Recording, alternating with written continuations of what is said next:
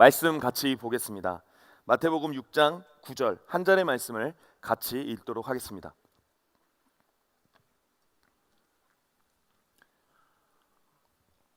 함께 읽습니다. 시작. 그러므로 너희는 이렇게 기도하라. 하늘에 계신 우리 아버지여, 이름이 거룩히 여김을 받으시오며. 아멘. 아멘. 사람은 자유를 갈망합니다. 그러나 자유에는 항상 따라오는 것이 있는데요. 그것은 책임입니다. 책임. 이제 선택장애라는 말이 있잖아요. 이제 못 고르는 거죠. 그래서 사람들은 이제 골라 달라고 합니다. 왜 골라 달라고 할까? 왜 선택에 장애가 있을까? 저는 이유는 이제 간단하다고 생각합니다. 후회하기 싫어서. 그러니까 무엇인가를 선택했을 때 거기에 대한 이제 반응이 썩 그렇게 좋지 않으면 이제 나에게 책임이 돌아오는 거잖아요. 그럼 이제 책임이 돌아왔을 때 이제 후회하는 일들이 이제 생기는 거죠. 물론 다 그렇진 않을 수 있습니다. 그런데 보통의 사람들은 선택하지 못하는 이유 중에 하나가 내가 책임을 져야 하기 때문에, 내가 책임을 지는 것이 매우 어렵기 때문에. 그러니까 배달 음식을 시키더라도 제가 이거 시키자고 했을 때 그게 맛이 없는 거예요. 분명 같이 먹자고 해놓고 네가 시키라고 해놓고 내가 시켜서 맛이 없으면 여러분들은 어떻게 말하십니까? 괜찮아. 내가 안 시키고 네가 시키라고 너한테 모든 정권을 줬잖아. 그러니까 너 잘 선택했고 맛없어도 괜찮아. 이렇게 말씀하십니까? 네. 시켰는데 잘못 왔어요. 맛없어요. 그럼 어떻게 하실 거예요? 우리의 모습. 질타하고 비난하고 분명 못 골랄 것 같아서 골라달라고 했는데, 특별히 이제 제가 좀 그런 경향이 있잖아요. 중국집에서 뭐 먹을까 하다가 짜장, 짬뽕, 볶음밥 다 먹고 싶잖아요. 저만 그래요? 근데 그 중에 하나를 골라야 되잖아요. 근데 이제 가끔은 이제 리더들한테 하나씩 골라달라고 하는 경우들이 있어요. 그러면 이제 조용히 먹으면 되는데, 야, 이 집 짜장면은 맛이 없다 라고 하면서 다음엔 좀 더 센스 있게 시켜봐라. 예. 이런 어리석은 이 나약한 우리의 모습들. 그러니까 항상 이 선택에는 우리가 책임이라는 것이 존재하기 때문에 참 고르는 게 참 어렵고 힘든 일입니다. 네, 여러분, 애초부터 사람은 책임질 수가 없는 존재입니다. 그 이유는 연약하죠. 유한하죠. 무엇인가 능력을 가지고 있는 게 아니라 다 할 수 있을 것처럼 생각하지만 다 할 수 없는 게 바로 인간이기 때문에 어쨌든 인간은 책임에 대해서 다 질 수가 없습니다. 예수께서 하시는 일은 무엇일까? 이런 고민들이 있었습니다. 그런데 예수님은 자유에 대한 기준을 분명히 정해주시는 분이라는 사실을 깨닫게 되었습니다. 그러니까 예수께서 정하신 기준이 있고요. 그 기준을 우리에게 뭐라고 하시는 겁니까? 따르라라고 말씀하고 계신 것이죠. 근데 여러분, 그 예수님이 정하신 그 기준은요, 저와 여러분이 따를 수가 있습니다. 왜 그렇습니까? 예수님은 그만큼 저와 여러분을 책임질 수 있는 분이시기 때문입니다. 그러니까 예수님이 이거 해, 저거 해, 아니야, 이런 기준을 가지고 살아야 돼 라는 이 기준을요, 저와 여러분들이 과감히 따를 수 있는 이유는 무엇이냐면, 예수님이라는 존재는 존재 특성상 모든 책임을 질 수 있는 분이시기 때문에, 그 책임지는 모습이 어디서 나타났습니까? 죄가 없으시지만 십자가에 달려 못 박혀 죽으심으로 말미암아 저와 여러분들을 살려주시지 않았겠습니까? 그러니까 그렇게 책임감이 있는 분, 책임을 질 수 있는 분이 저와 여러분에게 어떠한 기준을 제시하고 있다는 사실입니다. 그래서 여러분, 신앙생활은 다른 것 없습니다. 누구 말대로, 누구의 기준대로 살면 됩니까? 예수님이 정해주신 기준 안에서 살아가면 아무 문제가 되지 않습니다. 그런데 우리의 문제는 무엇입니까? 자꾸 누구의 울타리를 넘고 싶습니까? 예수님의 기준이라는 그 울타리를 넘어가고 싶어 합니다. 근데 넘어가고 싶어 하는데 문제는 그 넘김에 우리가 책임을 질 수 있습니까? 없습니까? 책임을 질 수가 없더라라는 겁니다. 사랑하는 우리 성도 여러분, 저와 여러분이 예수 그리스도 기준 안에 만족하는 자가 될 수 있기를 간절히 소망합니다. 그게 지혜고, 그게 여러분들의 삶을 풍성하게 만드는 유일한 방법입니다. 여러분들이 자꾸 다른 거에 귀를 기울이고 내 마음대로 하려고 하고 내가 정한 기준을 따라가려고 한다면 여러분들 삶에서 풍성한이라는 단어는 어울리지 않을 것입니다. 그러나 하나님이 정해주신 그 기준, 하나님이 하라고 하는 것을 하고 하지 말라는 것을 안 하는 그 기준을 따라갈 때 저와 여러분들의 삶에 풍성함이 있다는 사실이죠. 오늘 본문은 특별히 한 구절이 눈에 들어왔습니다. 이렇게 기도하라. 이렇게 기도하라. 뭘 강조하고 계시죠? 예수님께서 내가 너희들에게 기도하는 방법을 알려줄게. 기도는 이렇게 해야 돼 라는 것을 가르쳐 주고 있다는 사실입니다. 따라서 저와 여러분이 기도라는 것을 할 때도 뭐가 있습니까? 기준이 있구나. 기도라는 것을 물론 우리는 배우지 못했기 때문에 뭐라도 구하고 말하고 하는 그런 행위라는 것은 알고 있지만 기도라는 게 어느 정도의 기준이 있다라는 사실은 잘 모르는 경우가 있다라는 사실입니다. 그래서 저와 여러분이 오늘 깨달아야 될 것은 딱 하나입니다. 이렇게 기도해야 되는구나. 예수님이 이렇게 기도하라고 말씀하셨으니 저와 여러분이 이렇게 기도해야 되는구나 라는 것을 깨닫는 귀한 주일 예배가 될 수 있기를 간절히 소망합니다. 근데 여러분, 우리가 살펴봐야 되는 게 있습니다. 그러니까 이렇게 기도하라, 기도의 방법, 기도의 본질을 가르쳐주고 계시는데 이렇게 기도하기 전에 저와 여러분들이 점검해야 될 것은 무엇이냐면 기도를 하고 있는가입니다. 그러니까 이렇게 기도하라라는 이 말 가운데에 내포되어 있는 건 뭐냐면 기도를 해랍니다. 여러분, 이제 공부를 잘하는 방법이 있다, 규칙이 있다라는 것을 알려주려면 선행돼야 되는 게 있습니다. 공부를 해야 됩니다. 공부를 안 하는 사람에게 백날 첫날 공부 잘하는 방법을 가르쳐줘도 공부를 잘 할 수 있을까요? 없을까요? 못합니다.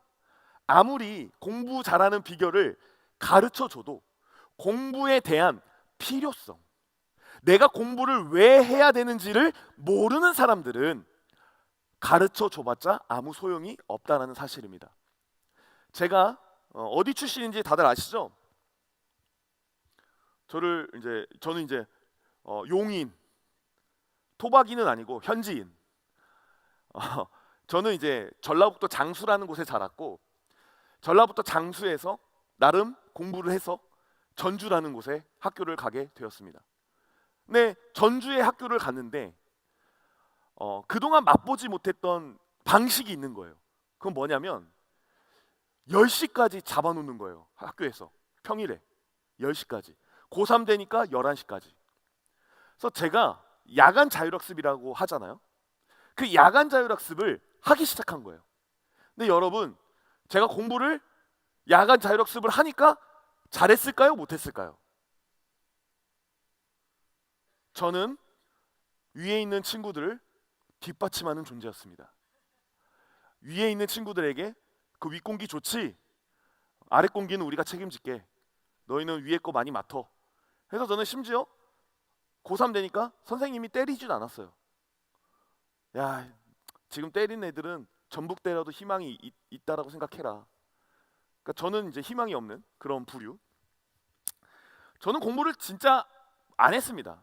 그러니까 제가 자율학습을 하는데도 사실 자율학습을 하는 시간에 뭐 했냐면 옆에 있는 친구랑 바둑을 두기도 오목을 두기도 하고 그러다 뒤에 뭔가 섬찟해가지고 딱 쳐다보니까 선생님이 계셔가지고 놀랐던 적도 있고 때때로는 이제 담을 한번 넘어보기도 하고.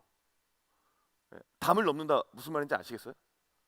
예, 몰래 도망도 한번 가보고 이제 그런 나날들을 이제 겪었는데 이제 그렇게 한 이유는 저는 아무리 공부를 잘하는 방법을 가르쳐줘도 공부를 왜 해야 되는지에 대한 필요성을 느끼지 못하는 사람이었기 때문에 저는 아무리 긴 시간이 주어진다고 해도 그 시간이 저에게 그렇게 크게 의미 있는 시간은 아니었다라는 겁니다.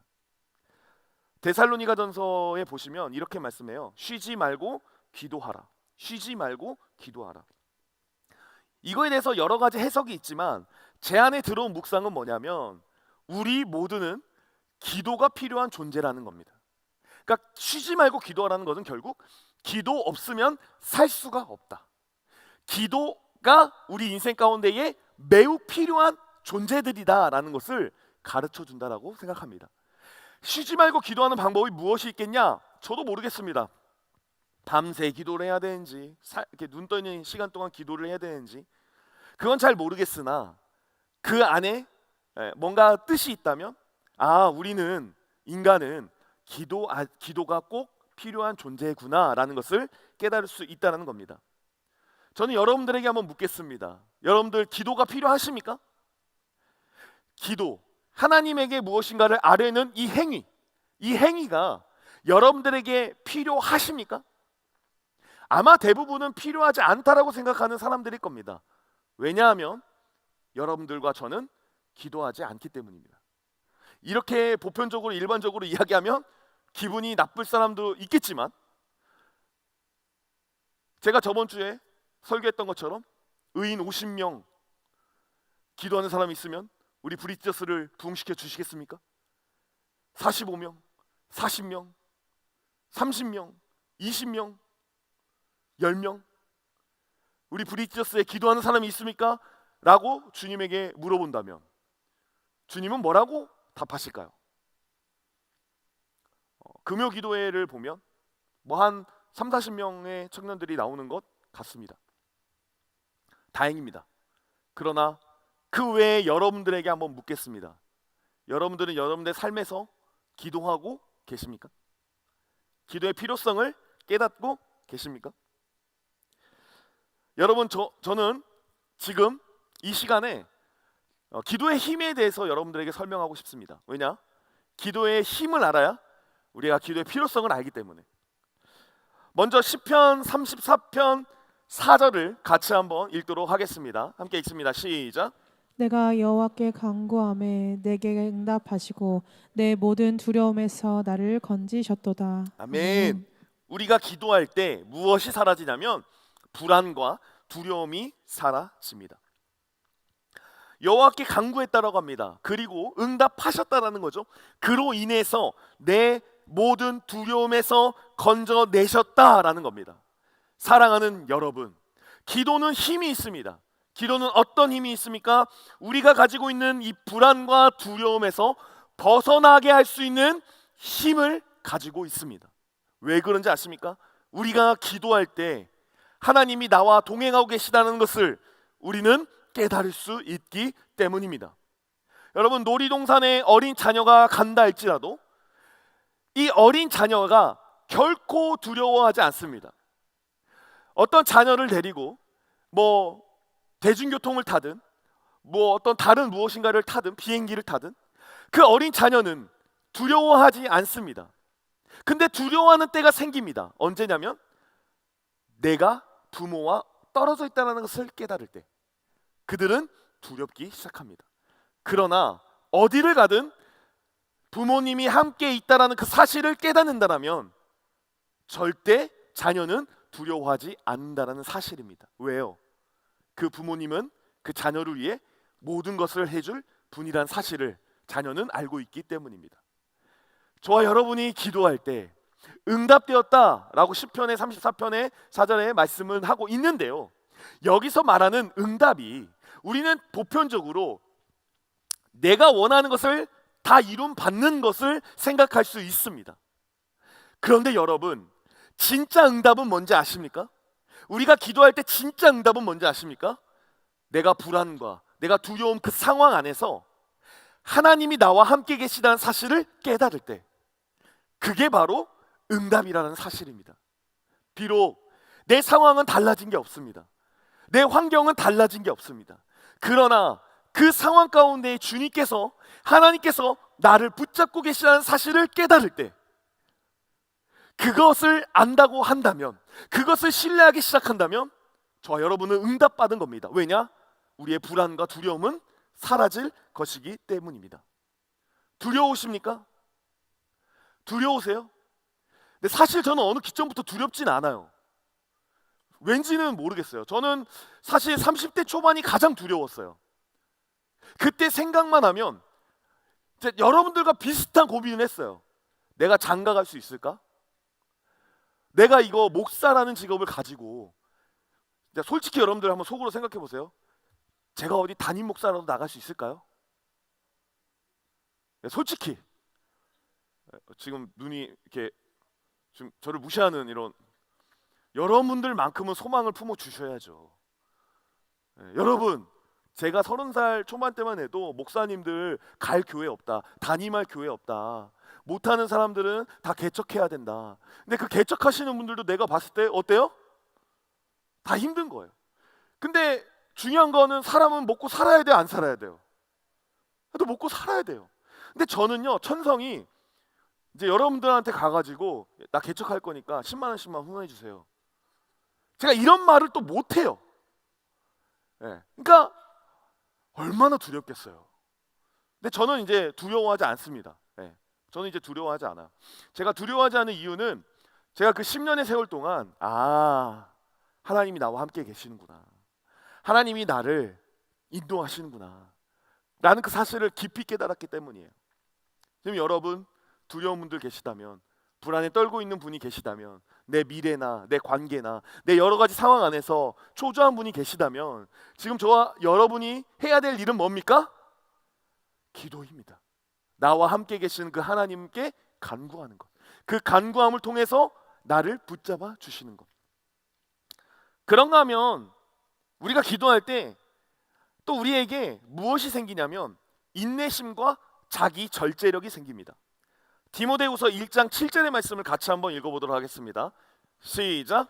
하나님이 우리에게 주신 것은 두려워하는 마음이 아니요 오직 능력과 사랑과 절제하는 마음이니. 아멘. 여러분, 신라면을 가장 맛있게 먹을 수 있는 시간이 몇 분 몇 초일까요? 하정우 씨가 광고했잖아요. 4분? 몰라요? 라면 안 먹나 보네요. 4분 30초. 여러분, 신라면은 면과 스프를 넣고 4분 30초를 기다려야 제일 맛있게 먹을 수 있습니다. 근데 여기서 이제 두 파로 나눠지겠죠. 아니요 목사님, 저는 꼬들한 걸 좋아합니다. 저는 퍼진 것을 좋아합니다. 왜 4분 30초를 마치려고 하십니까? 근데 어쨌든 여러분, 라면을 먹더라도 개인의 시간이 다 있는 겁니다. 아무리 여러분들이 꼬들라면을 좋아한다고 한들 1분 만에 먹을 수 있습니까? 적어도 2분, 3분은 기다리지 않겠습니까? 혹시 1분 만에 드시는 분 계세요? 그냥 부셔 드세요. 굳이 부셔서 물 한번 넣고 이렇게 하면 될 것 같은데, 라면을 하나 먹더라도 우리가 기다려야 됩니다. 근데 요즘 시대가 뭐만 하면 이제 빨리빨리 해야 됩니다. 그러니까 여러분들 만약에 배민이나 쿠팡이츠 시키셨을 때 배달이 늦어. 먹을 거예요, 안 먹을 거예요? 배달이 1시간 반이야.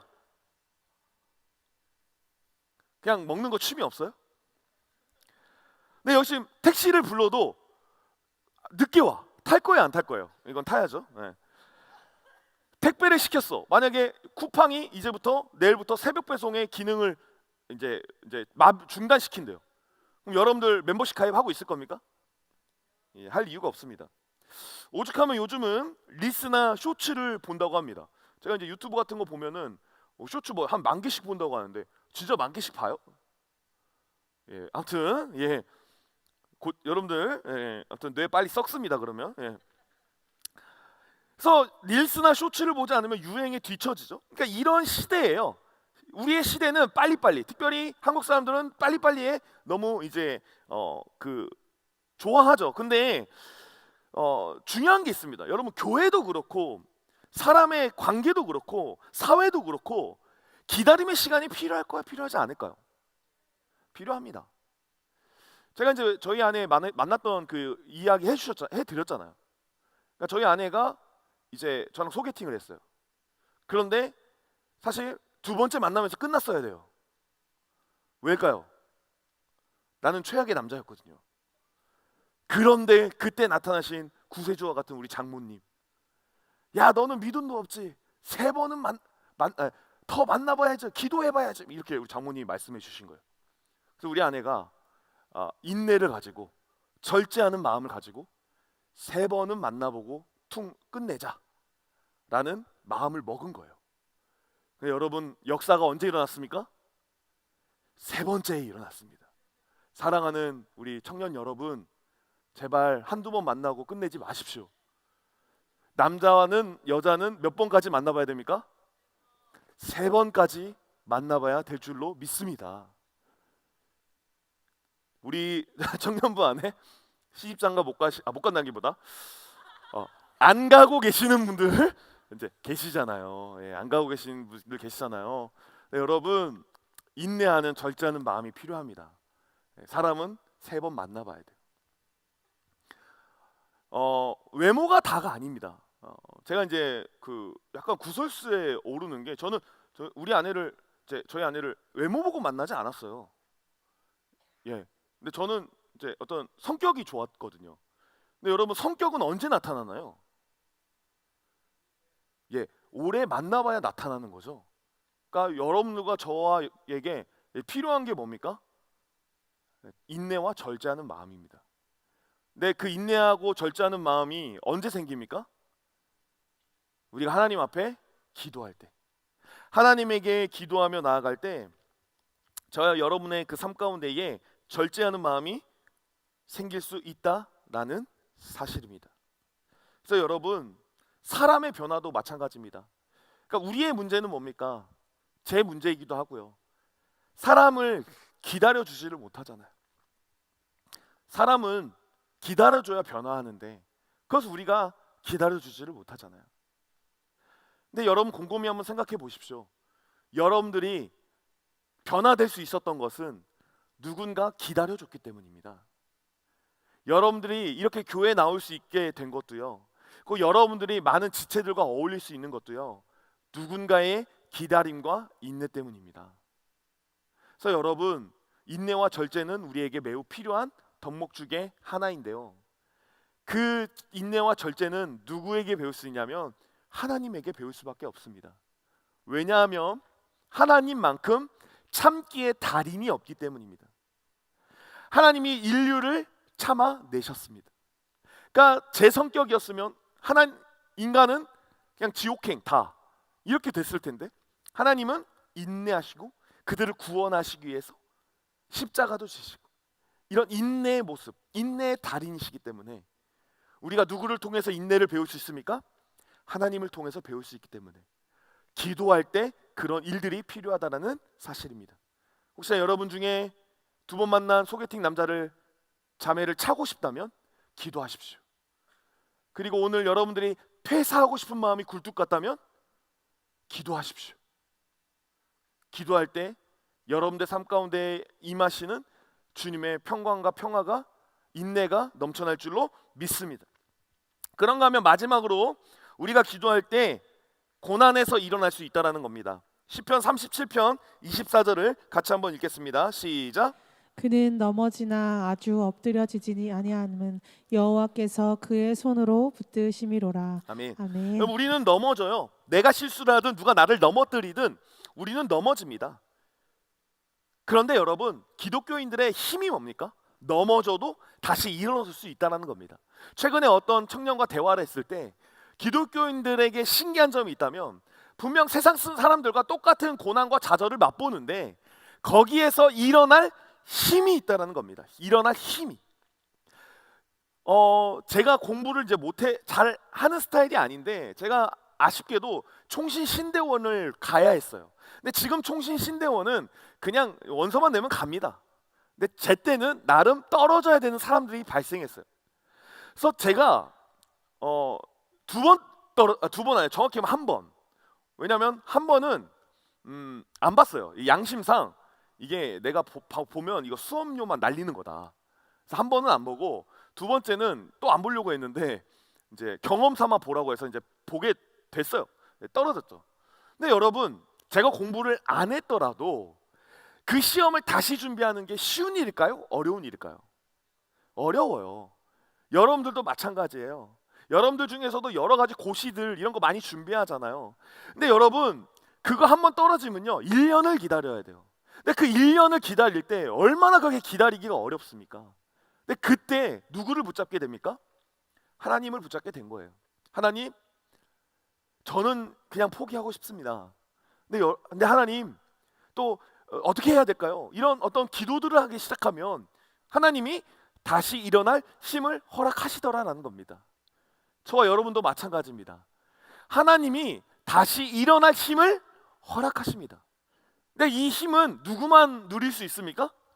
하나님과 기도하는 사람만 누릴 수 있다라는 사실입니다. 여러분들 중에 혹시 넘어져 계신 분이 계시거나 혹시 넘어질까 봐 두려운 분이 계시거나 혹시 넘어졌는데 다시 일어난 분들이 계시다라고 한다면 저는 여러분들에게 꼭 말씀드리고 싶습니다. 일어나신 분들은 어떻게 일어났는지를 일어나지 못한 자들에게 설명해 주시고 또한 일어나지 못하는 자들이 있다면 여러분 기도하십시오. 용기 주시고 힘 주시고 새 힘 주시는 그 하나님께 매달려 보시기를 간절히 소망합니다. 그렇게 매달릴 때 하나님이 저에게 주신 음성이 뭐냐면 시왕아 너무 조바심 느끼지 마라. 거기에 가지 않더라도 할 수 있다. 어딘가는 길이 있다. 근데 이 마음이 저에게 힘이 되는 거예요. 그러니까 여러분 기도하십시오. 기도할 때 여러분들 삶이 다시 일어날 줄로 믿습니다. 이제 이 기도의 필요성을 살펴봤다면 이제 어떻게 기도해야 하는가를 이제 살펴봐야 되는데 오늘 예수님께서 너희는 이렇게 기도하라라고 말씀하시면서 무엇인가 기도의 방법을 말씀해 주시는데 사실 저희가 기도의 방법보다는 더 이해해야 될 것이 뭐냐면 기도의 본질입니다. 여러분 기도의 본질을 핵심부터 말씀드리면은 하나님을 인격적으로 대해야 된다라는 겁니다. 여러분 하나님을 인격적으로 대하지 않는다라는 것은 무슨 말이냐면 하나님을 이용하는 겁니다. 그러니까 하나님을 이용하는 사람, 기도를 통해서 하나님을 이용하는 사람은요 하나님을 인격적으로 대우하지 않는 사람입니다. 근데 이런 기도는 절대 하면 안 된다는 겁니다. 예수님 당시 경건하다는 사람들은요 기도를 할 때 사람들이 보이는 곳에서 기도를 했습니다. 왜 그들이 사람들이 보이는 곳에서 기도를 했을까요? 이유는 간단했습니다. 그들이 기도할 때 사람들은 그들을 존경했기 때문입니다. 그러니까 우리도 그렇잖아요. 누가 교회에 와서 엄청 수련회 같은 데 와가지고 막 소리 질러 기도하고 막 눈물 흘리면서 기도하는 그런 사람들을 보면 여러분들은 어떤 마음이 드십니까? 아, 저 사람 경건하구나. 하나님 잘 믿구나. 이런 생각을 하지 않습니까? 그런데 당시 그 경건한 사람들은요 그걸 이용했습니다. 그렇게 사람들에게 보이면 자연스럽게 리더십이 생기는 구조였습니다. 그렇기 때문에 그들이 사람들이 보이는 곳에서 기도하기 시작한 겁니다. 근데 여러분들에게 한번 물어보겠습니다. 이런 기도가 진짜 기도입니까? 그렇지 않다라는 겁니다. 그러니까 저와 여러분도 누군가에게 잘 보이기 위해서 어떤 이성에게 잘 보이기 위해서 내가 기도라는 최선을 다해 기도하는 모습을 보인다고 했을 때 그것이 진짜 믿음이라고 할 수 있습니까? 진짜 기도라고 할 수 있습니까? 아니요. 그것은 그저 하나님을 이용하고 있는 겁니다. 하나님을 인격적으로 대하지 않고 있는 겁니다. 그래서 기도할 때 저와 여러분이 기도의 힘을 느끼려면 꼭 기억하셔야 될 게 하나님을 인격적으로 대우한다. 하나님을 이용하지 않아야 된다. 라는 사실입니다. 그런가 하면 또 경계해야 하는 한 가지의 모습이 있었는데요. 마태복음 6장 7절과 9절을 같이 한번 읽어보도록 하겠습니다. 읽겠습니다. 시작. 또 기도할 때에 이방인과 같이 중언부언하지 말라. 그들은 말을 많이 하여야 들으실 줄 생각하느니라. 그러므로 그들을 본받지 말라. 구하기 전에 너희에게 있어야 할 것을 하나님 너희 아버지께서 아시느니라. 아멘. 아멘. 하나님을 이용하는 사람은 하나님을 인격적으로 대하지 않는 사람은 누군가라고 했을 때 내가 원하는 것을 얻고자만 기도하는 사람입니다. 그러니까 하나님을 뭘로 생각하냐면 도깨비 방망이로 생각하는 겁니다. 그러니까 여러분들에게 기도 왜 하십니까? 라고 물어봤을 때 제가 이런 소원이 있습니다. 이런 소원이 하나님에게 이루어지시기를 원합니다. 근데 거기서만 끝나면 하나님을 인격적으로 대하는 것이 아닙니다. 그러니까 여러분들 서로의 관계도 그렇잖아요. 어떤 사람이 여러분들에게 나에게 달라고만 하는 거예요. 이거 해줘, 저거 해줘, 저거 줘. 그럼 여러분들 그 사람과 사귀겠습니까? 사귀지 않죠. 그 사람과 교제하지 않죠. 그런 사람의 이 말을 들어줄 이유가 없죠. 하나님과 우리의 관계도 마찬가지라는 겁니다. 우리가 기도합시다라고 했을 때 어떤 사람은 기도합니다. 그런데 그 사람이 기도를 하는데 또 어떤 기간이 되면 기도하지 않습니다. 근데 그 기도를 하는 기간과 기도를 하지 않는 기간에 중심이 있다면 내가 무엇인가 필요할 때는 기도합니다. 근데 내가 무엇인가 필요하지 않을 때는 기도하지 않습니다. 이런 기도는 하나님이 절대 듣지 않는 기도라는 사실입니다. 저와 여러분이 이렇게 기도하면 제가 말했던 그 기도의 역사, 기도의 힘은 절대 일어나지 않는다라는 사실입니다. 당시 이방인들 중에는 중언부언 기도하는 자들이 있었습니다. 그러니까 중언부언 기도한다는 것은 우리말로 하면 주술이라고 생각하시면 돼요. 아라라라라라 이렇게 하면 이렇게 한번 100번 될 때까지 하면 그 신이 들어주신다. 근데 여러분 이런 기도의 풍토와 문화가 하나님을 믿는 자들에게도 들어온 거예요. 그래서 자, 하나님이 이루어지실 때까지 기도해야 돼. 자, 따라해봐. 외쳐봐. 주세요, 주세요, 주세요, 주세요. 자, 여러분들 한번 외쳐볼까요? 주세요, 주세요, 주세요. 그런 기도를 절대 하지 말아야 된다라고 이야기를 하고 있다는 사실입니다. 여러분, 기도는요 무엇인가를 얻어내는 도구가 아닙니다. 제가 아까도 말씀드렸지만 우리의 두려움, 우리의 불안, 우리의 인내, 우리의 절제, 그리고 어떤 내 삶 가운데 다시 일어서는 것, 이게요 내가 원하는 게 이루어져서 되는 게 아니라 그 상황 가운데서 누구의 마음을 알기 때문입니까? 하나님의 마음을 알기 때문입니다. 그래서 우리가 일어날 수 있는 거고 우리가 그래서 힘을 얻는 건데, 하나님의 마음을 안다는 것은 결국 하나님과 내가 무엇인가 인격적인 관계라는 겁니다. 내가 얻어서 얻어내는 관계가 아니라, 구해서 얻어내는 관계가 아니라 하나님을 인격적인 관계로, 대화하는 관계로, 교제하는 관계로 동일하게 놓을 때 그런 역사가 일어나기 시작한다는 겁니다. 그러니까 예수님이 이렇게 기도하라는 겁니다. 자꾸 너희들 하나님을 도깨비 방망이처럼 생각하는데 그렇게 기도하면 너희들 기도의 능력을 체험할 수가 없어. 너희들 하나님을 무엇인가 뭔가 협박을 해서 하나님께 무엇인가 얻어내는 존재라고 생각하는데, 그렇다고 한다면 절대 하나님의 기도의 능력을 체험할 수 없어. 하나님을 이용하는 너희들이라고 한다면 절대 하나님의 능력을 체험할 수 없어 라고 말씀하시면서 이렇게 기도하라 라고 하면서 뭘 가르쳐 줍니까? 주기도문을 가르쳐 줍니다. 하나님과 나 사이에, 우리 사이에 교제가 일어나야 되는데, 이 교제라는 것은 결국 하나님의 뜻을 이루고 또 우리에게 필요한 양식을, 우리에게 필요한 기도를 하나님 앞에 올려드릴 때 된다라는 것을 가르쳐주고 있다는 사실입니다. 여러분, 인격적인 관계는 서로의 필요를 채워주는 겁니다. 인격적인 관계는 서로를 알아가는 겁니다. 그런데 여러분, 그래서 주기도문의 핵심이 뭐냐면 전반부의 부분은 하나님을 위한 거, 두 번째 부분은 우리를 위한 것을 간구하고 있습니다. 근데 우리가 여기서 놓치지 말아야 될 한 가지가 있다면, 여러분, 하나님이 우리를 잘 알까요? 우리가 우리를 잘 알까요? 하나님이 우리를 잘 아실까요? 우리가 우리를 잘 알까요? 하나님이 우리를 잘 아십니다. 그래서 인간을 위한, 인간의 필요를 위한 간구 중에 처음 시작이 뭔지 아십니까?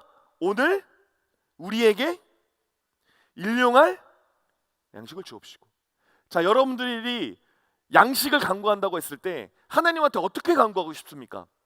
많이 주세요 1번, 조금 주세요 2번, 적당히 주세요 3번. 많이, 이미 답을 알고 있죠? 우리는 대부분 하나님 앞에 많이 달라고 기도합니다. 주님 많이 주세요. 일용할 양식이 아니라 많은 양식을 주십시오. 근데 여러분, 하나님은 이렇게 기도하라고 합니다. 일용한 양식을 누려라. 이게 참 놀라운 거예요. 여러분, 우리의 세상을 보면 우리 세상이 아파하고 싸움이 나고 하는 이유가 뭘까요? 누군가를 죽이고 누군가를 때리고 누군가를 아프게 하는 이유는 뭘까요? 일용할 양식 때문일까요? 더 많이 가지려고 하는 거기 때문일까요? 더 많이 가지려고 하기 때문에 싸우는 겁니다. 지금 저와 여러분들에게 필요한 거는 더 많이 가지는 것이 아닙니다. 만약 여러분들이 더 많은 것을 갖기를 구한다면 어쩌면 우리가 스스로 멸망하는 길을 자처하고 있을 수도 있습니다. 왜냐하면 각자 다 더 많이 갖기를 원하는데 더 많이 갖는 사람들끼리는 싸우기 시작하겠죠. 그럼 누군가 하나 죽어야 돼요. 그게 내가 되면 어떻겠습니까? 그런데 주님은 뭐라고 얘기합니까? 일용할 양식이면 된다. 너희가 하루 살아갈 은혜면 된다. 여러분, 우리에게 진짜 필요한 것은 뭡니까? 일용할 양식입니다. 그 하나님께서 가르쳐 주시는 겁니다. 너희의 필요는 일용할 양식이다. 그래서 너희들이 기도할 때 많은 양식 달라고 기도하지 말고 일용할 양식을 달라고 나와 대화를 하자라고 이야기하고 있다라는 사실입니다. 여러분, 기도는 이렇게 해야 되는 겁니다. 기도는 내 욕심과 내 욕망을 하나님 앞에 강구해서 얻어내는 도구가 아니라 그 기도는 하나님이라는 존재가 지금 저와 여러분에게 어떤 말씀을 하고 있는지를 새기고 또 그 새긴 가운데에 적당하고 옳은 기도를 교제를 하나님과 해 나가는 것. 그게 기도의 힘이고 기도의 본질이다라는 사실입니다. 설교를 마무리하겠습니다. 우리 조망효과라고 아시는지 모르겠어요. 우주 비행사들이 우주에서 지구를 내려다볼 때 겪는 심리적 변화라고 합니다.